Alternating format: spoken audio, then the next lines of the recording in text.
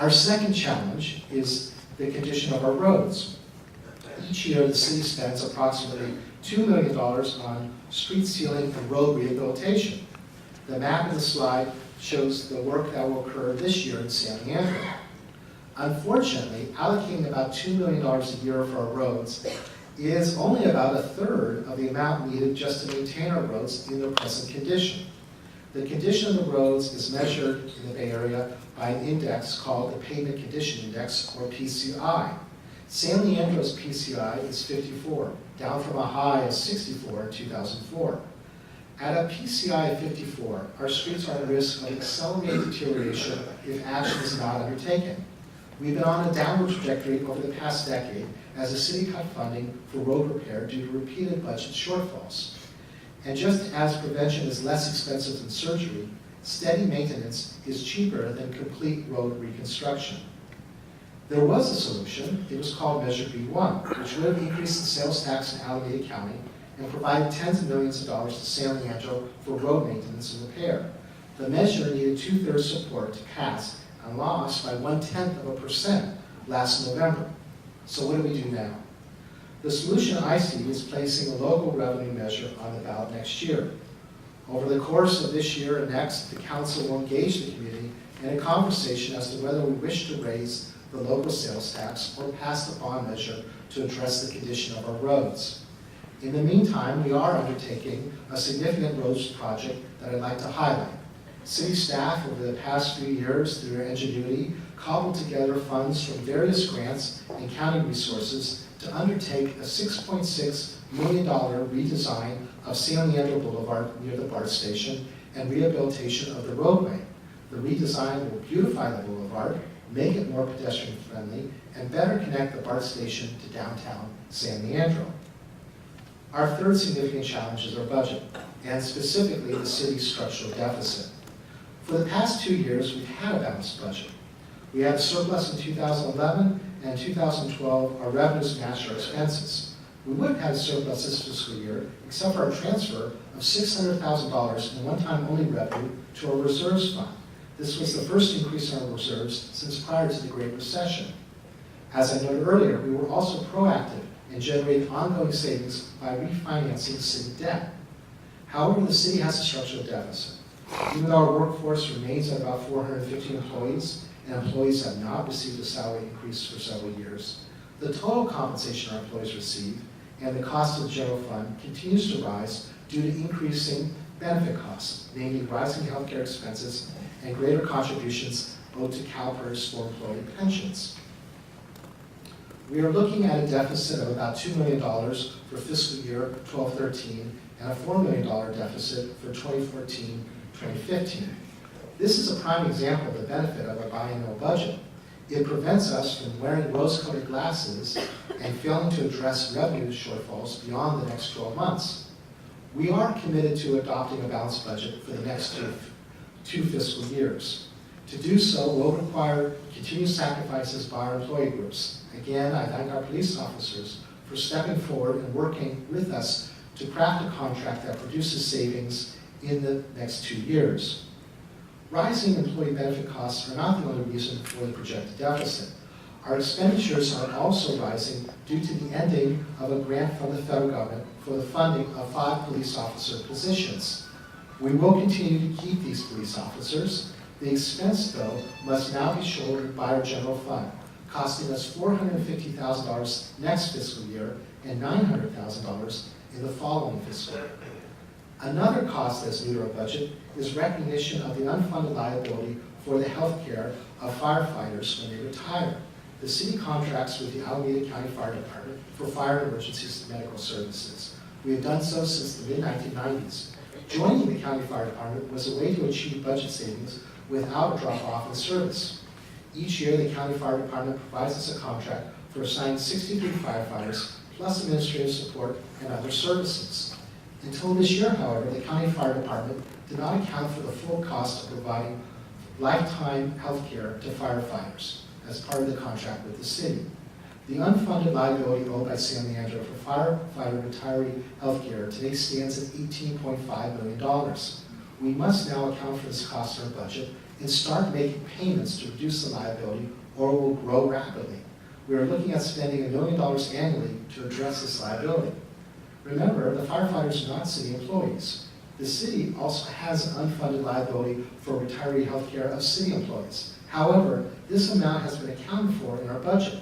Moreover, new city employees do not have, and have not for years, been entitled to full lifetime medical care.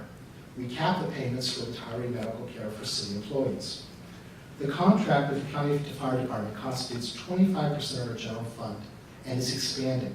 We cannot staff our police department at current levels and continue to fund our library and recreation departments at current levels if a significant component of the city's general fund expands at a rate greater than our revenues are expanding. We value the work of the county firefighters and greatly respect their professionalism and dedication to the safety and welfare of San Leandro. But the fiscal reality is we must all do more with less. Just as our police officers addressed their pension costs, I ask the county firefighters to work with the county and city in addressing the full cost of the health care benefits they receive. Now, let's shift to the opportunities for San Leandro. Before I speak of the excitement that is literally building in San Leandro, I would like to thank again the businesses that are already here. They are the foundation for the future, and we share a desire to retain and grow our local businesses. New developments are transforming San Leandro into a community that has world-class health care and a long-awaited revival of our shoreline on beautiful San Francisco Bay.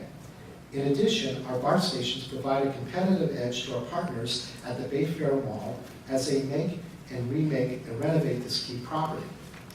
The Kaiser Hospital project represents the next generation of healthcare for the region. These services are essential to meet the health and welfare needs of thousands of families of San Leandrons.